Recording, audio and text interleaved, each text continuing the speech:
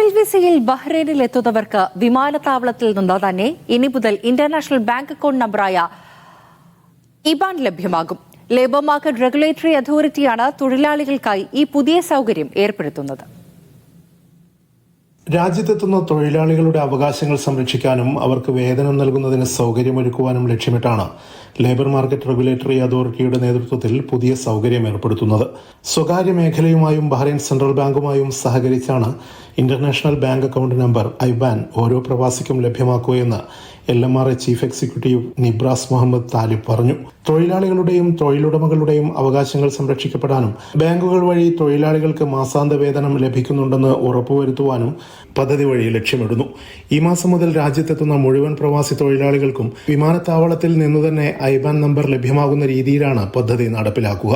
തൊഴിലവകാശങ്ങളുമായി ബന്ധപ്പെട്ട തർക്കങ്ങൾ പരിഹരിക്കപ്പെടാനും പരിഷ്കാരം നടപ്പിലാക്കുന്നത് ഗുണകരമാകുമെന്ന് പ്രതീക്ഷിക്കുന്നതായി LMRA ചീഫ് എക്സിക്യൂട്ടീവ് വ്യക്തമാക്കി. Siraj Pallikkara, media 1, Bahrain.